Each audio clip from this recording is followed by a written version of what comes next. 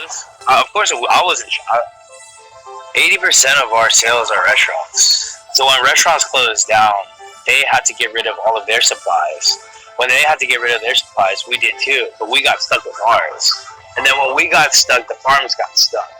So imagine of 20,000 pounds of broccoli that week, only 5,000 pounds moved, right? You're still stuck with 75% of what's left. So we had to throw out dumpster loads. It was hard.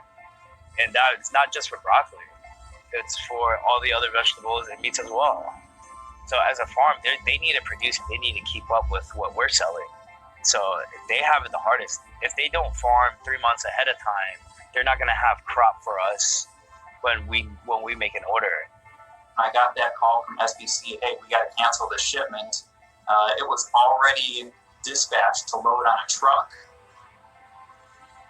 We are the actual farmer and grower of vegetables in Mexico. Our cash crop is broccoli.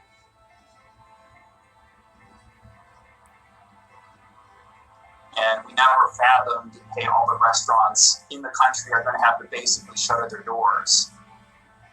We wound up having to dump or donate almost 500,000 pounds of product. Unfortunately, we also found out the limitations there, that the local food banks couldn't take even half of that product from us because they were already so full. Their coolers couldn't take any more. They didn't have enough people to distribute. So we had good food that we had to literally throw in dumpsters because there was no channel to get that product to people who needed it. And then if you go back one step further from there to our fields in Mexico, again, peak seasonality, we're shipping up to 3 million pounds of broccoli per week. We had to cut it down about 1 million pounds per week. When the truck is not full, obviously you're gonna get paid less. A lot of truckers, they own their trucks, right?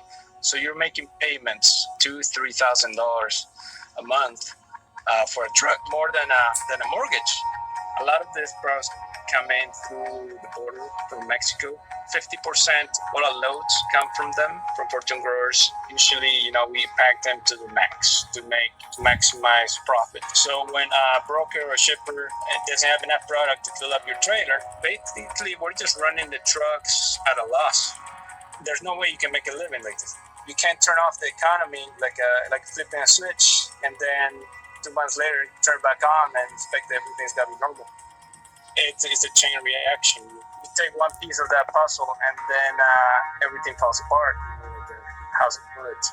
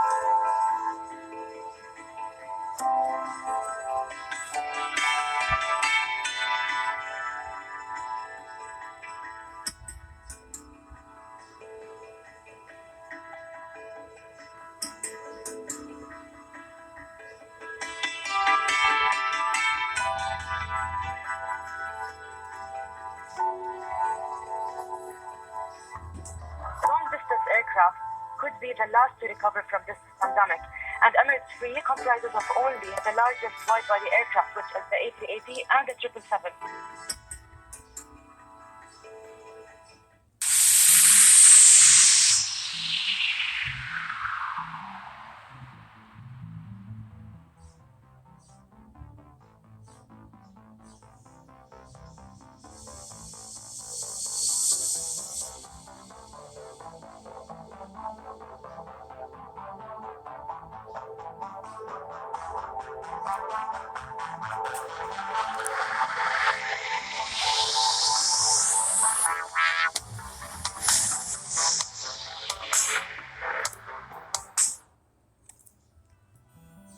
didn't realize that just one restaurant like ours could that have that kind of ripple effect.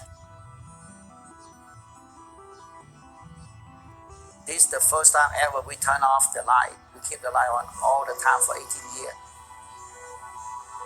It probably have to go way back into January in Wuhan, China, when they locked down the whole city, the whole country.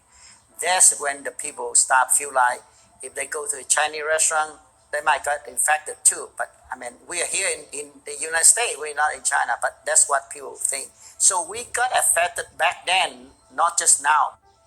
The dining room is empty right now. April, the whole month of April, we lost everything. Most of the dishes would have broccoli one way or the other. And I realized that this broccoli come all the way from Mexico. That day, few days before April 1st, we have to call them and say, I'm so sorry, probably this is the last time we order until we reopen. No, he called me and was telling me that they're closing. And he was like, it's not April Fool's, but we are closing April 1st.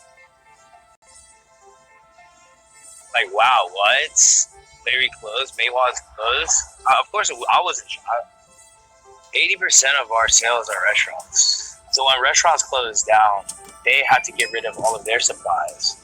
When they had to get rid of their supplies, we did too, but we got stuck with ours. And then when we got stuck, the farms got stuck. So imagine of 20,000 pounds of broccoli that week, only 5,000 pounds moved, right? You're still stuck with 75% of what's left. So we had to throw out dumpster loads. It was hard. And that's not just for broccoli. It's for all the other vegetables and meats as well. So as a farm, they need to produce and they need to keep up with what we're selling.